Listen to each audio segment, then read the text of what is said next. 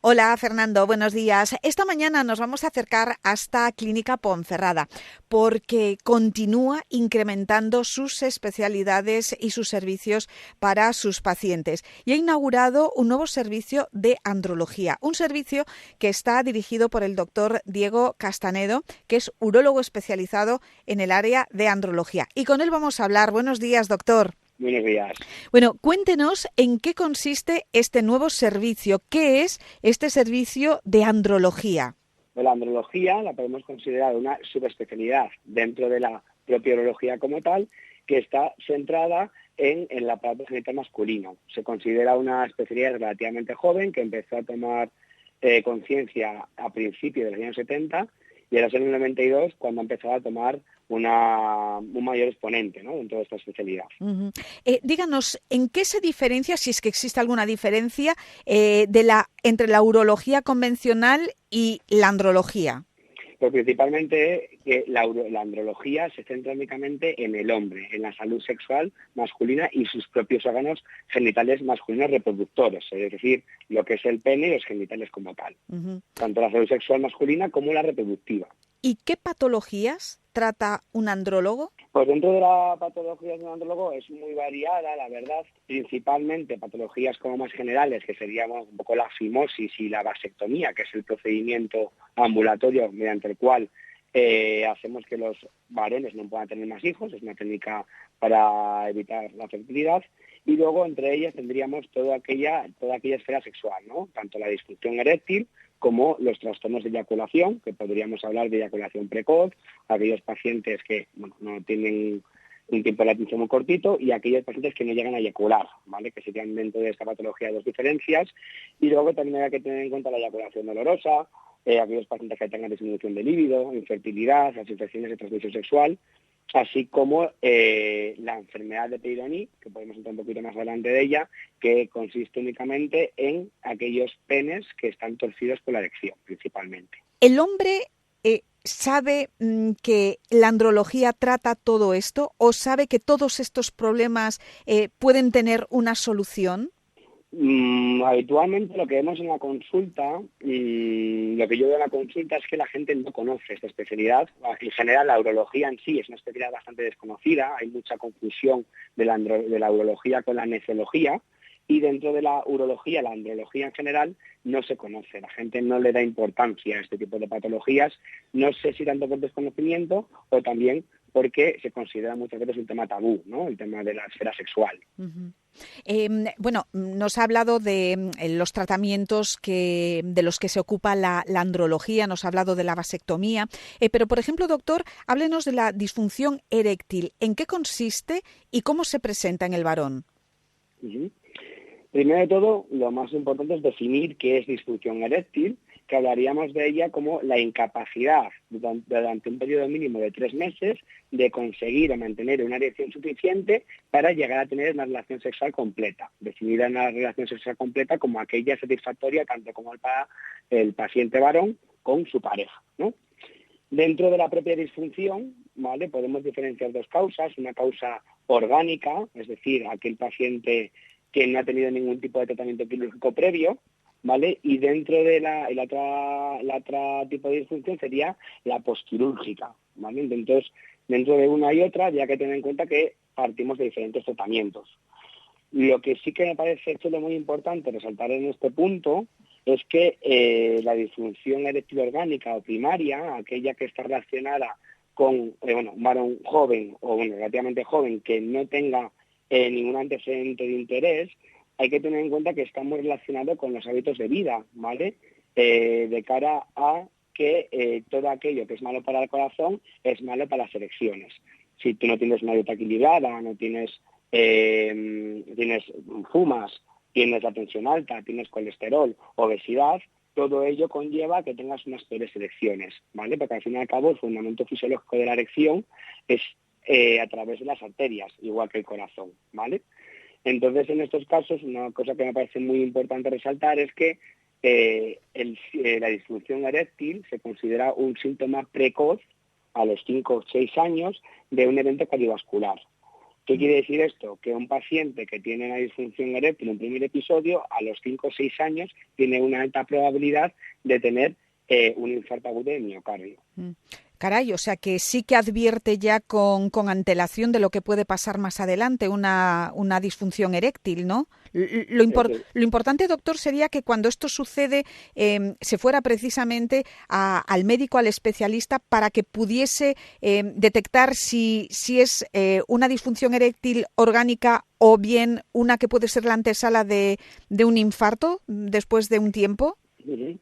Sí que sería valorable, la verdad, sería interesante de cara a consultar tanto con el urólogo como el médico de atención primaria en estos casos, y que él mismo valore la serie de valores que hemos hablado de colesterol, diabetes, la tensión, así como la obesidad, para tomar partida sobre ellos de manera precoz y evitar este evento, en cierto modo, ¿no? Uh-huh. No quiere decir que sea imperativo, ni mucho menos, porque también, que no lo he comentado previamente, la disfunción también puede ser orgánica o psicógena, que es más típico de gente pues más joven, gente de 20, 30, 40 años, que no tenga esta serie de comorbilidades, esta serie de patologías añadidas, ¿no? Pero sí que es importante que tomen conciencia de que la disfunción eréctil ya no solo en la salud sexual, ¿vale? Hay que tener en cuenta que también puede producir alguna patología cardíaca en un futuro próximo de 5 o 6 años. Uh-huh. Entonces, sí que sería interesante acudir al médico de cabecera y al que decida si es necesaria una valoración por un endocrino, un cardiólogo o incluso, en este caso, el urólogo, ¿no? Uh-huh. ¿Qué tratamientos se realizan en los casos de disfunción eréctil? Siempre centrándonos más en la disfunción eréctil orgánica, que es la que yo creo que es la más interesante, ¿no? Evitando un poquito la de causa psicológica, que eso se trataría con terapia psicoconductual, es decir, a través de un psicólogo especialista en ello. En otro tipo de pacientes, inicialmente vamos a utilizar los fármacos, que son los inhibidores 5 de la fosfodiesterasa, que son como las conocidas Viagras, ¿no? Dentro de estos tratamientos de las Viagras tenemos muchos tipos, ¿vale? Tenemos Viagras que son orales, Viagras que son tópicas, que son unas cremas que vienen preparadas, que se meten dentro de la uretra, y luego también podemos tomar estos fármacos de forma inyectada, a través directamente en el pene, que sería con una aguja muy chiquitina como la de las insulinas, más o menos, ¿no? Entonces sería un tratamiento más o menos de primera línea, que cuando funciona, bueno, se pueden ofrecer tanto este como los de segunda o tercera línea, que serían las prótesis de pene, que ya implica una intervención quirúrgica.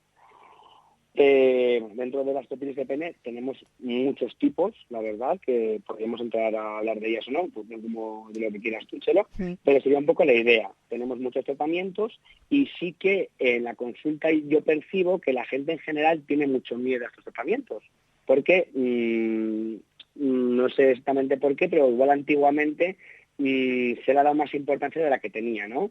La Viagra no está contraindicada en pacientes que sean hipertensos o que tengan patología cardíaca, ni mucho menos. Simplemente en esta serie de pacientes hay que tener más cuidado a la hora de indicarlos, pero no hay que tener miedo a ellas, porque realmente no tienen prácticamente contraindicaciones y con una indicación correcta son fármacos muy seguros. Uh-huh.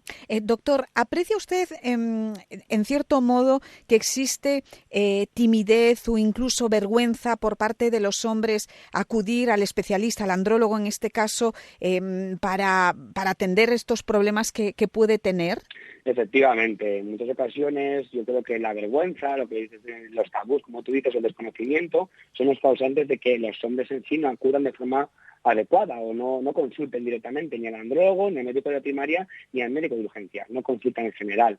Pero lo que no saben los pacientes es que es una patología muy prevalente que afecta a casi más de 150 millones de hombres en el mundo entero, sufren de este problema.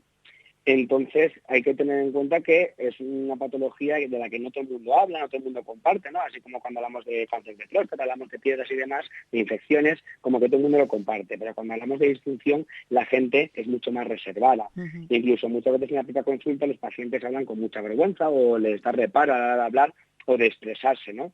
Y es justamente lo que queremos evitar. Tiene que haber un medio, una entrevista médico-paciente que sea cómoda, en la que él se sienta a gusto y pueda expresar todas sus dudas, porque al fin y al cabo es normal que no conozcan estas cosas, ¿no? Es muy importante, yo creo que en estos casos, cuando los pacientes tienen pareja, acudan con ella, ¿no? Porque simplemente, o sea, la percepción que pueden tener ellos de su pareja muchas veces son diferentes, ¿no? Entonces sí que es recomendable que en estos casos no haya ni vergüenza ni con el médico ni con la pareja, porque realmente esto es un interés común por ambas partes. Entonces sí que es importante que vayan juntos. De hecho, en las estadísticas hablan que aquellos pacientes que acuden con la pareja tienen mejores tasas de éxito, mucho mejor que aquellos que acuden solos.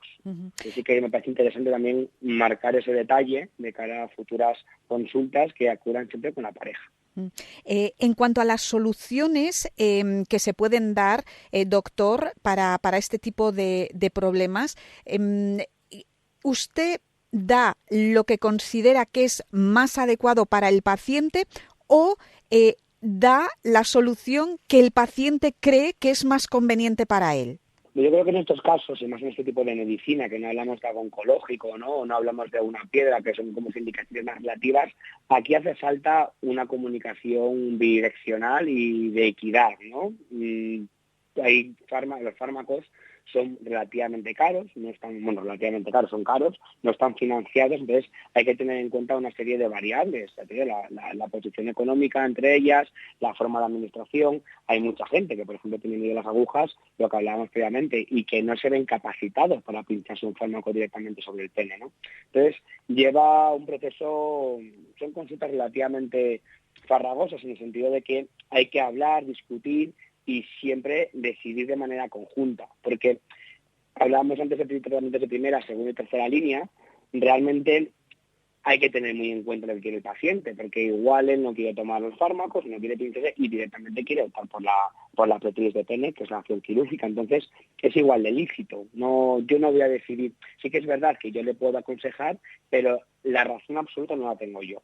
Siempre tenemos que tener estar de acuerdo en ambas partes, porque la adherencia al tratamiento es muy importante. Y si él no está de acuerdo conmigo, no va a ser efectivo, no va a ser exitoso. Lo que podemos entender, doctor, es que prácticamente todos estos problemas que puede sufrir el hombre tienen solución de una u otra manera.